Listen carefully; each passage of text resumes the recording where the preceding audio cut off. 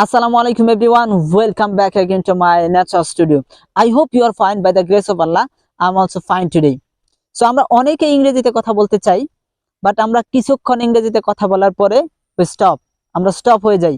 ধরেন 50 সেকেন্ড অথবা 1 মিনিট, এর চাইতে বেশি কথা বলতে পারি না। So what is the reason behind that? এর পিছনে অবশ্যই একটা রিজন আছে। সো আজকে এই রিজনটা নিয়ে কথা বলবো এবং আপনি কিভাবে এই প্রবলেমটা সলভ করতে পারবেন, I will say about that. Okay, so let's start. প্রথমে হচ্ছে আপনাকে ধরেন একটা কোশ্চেন করা হলো, সো ডু ইউ ট্রাভেল, আপনি কি ভ্রমণ করেন? বা ডিড ইউ ট্রাভেল, আপনি কি ভ্রমণ করেছিলেন? অথবা tell me something about your travel spot, আপনার ট্রাভেল স্পট সম্পর্কে কিছু বলেন।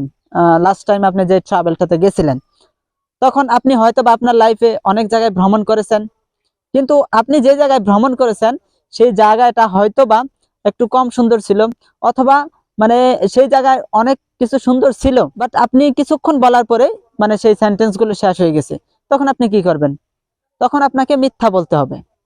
তো অনেকে বলবেন, ভাই মিথ্যা বলবো কেন, এটা কেন বলতেছেন? ইসলাম ধর্ম তো আমাদের মিথ্যা বলা শিখায় নাই। সো আমি আপনাকে ওইভাবে মিথ্যা বলতে বলতেছি না, আমি বলতেছি আপনি অন্য একটা মানে ট্রাভেল স্পট নিয়ে কথা বলবেন যেখানে আপনি যান নাই, বাট ওই জায়গাটা তো আপনি বানায় বলতে পারেন। অনেকে মনে করে যে আমি এটা করি নাই, আমি এটা খাই না, আমি এটা খাবো না, সো আমি এই বিষয়ে ইংরেজি বলবো না। আমি কচু খাই না, সো আমি ইংরেজি বলবো না কচু খাবার ইংরেজি। আমি আলু পছন্দ করি না, সো আমি আলুর ইংরেজি বলবো না। অনেকের মেন্টালিটিটা এরকম। সো আপনি যদি ইংরেজি শিখতে চান, আপনাকে সব ধরনের সেন্টেন্স মেক করতে হবে। আপনি কোনটা করেন, কোনটা করেন না, আপনার কোনটা করা উচিত, কোনটা করা উচিত না, এটা আপনি ব্যক্তিগতভাবে করেন, বাট আপনাকে সেন্টেন্স কিন্তু সবগুলোই তৈরি করতে হবে, কারণ সবগুলো সেন্টেন্সে আপনার লাইফে ব্যবহার হবে, রাইট?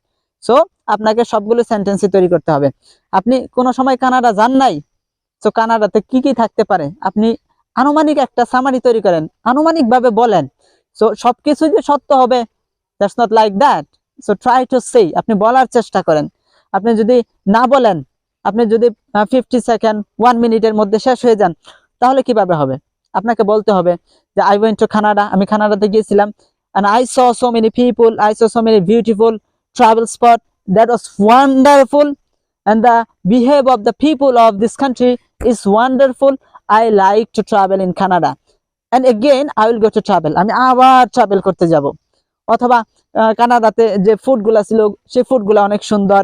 এভাবে আপনি মুভমেন্ট করবেন, এক একটা বিষয় না মুভমেন্ট করবেন। ফুডে যাবেন, ট্রাভেল সম্পর্কে বলবেন, পানি সম্পর্কে বলবেন, তারপর হচ্ছে অর্থাৎ ওভারঅল গভর্নমেন্ট সম্পর্কে বলতে পারেন। আপনি সব বিষয়ে ঘোরাফেরা করবেন। আপনাকে একটা টপিকে প্রশ্ন করা হবে, কিন্তু আপনি কথা বলবেন সব টপিকে, এটা কিন্তু আপনার ইচ্ছা, রাইট? সো আপনি যখন একটা টপিকে প্রশ্ন করা হবে, তখন সব টপিকে যখন কথা বলবেন, তখন কিন্তু আপনার কথা বলার টাইমটা বেড়ে যাবে। Just not 50 second, just not 20 second.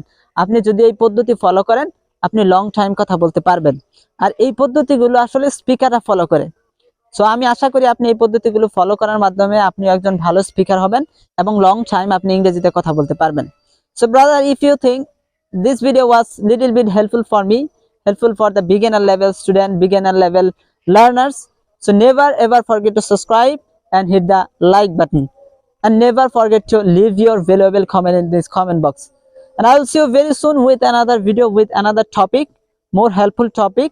Thank you so much, have a nice day. Allah Hafiz.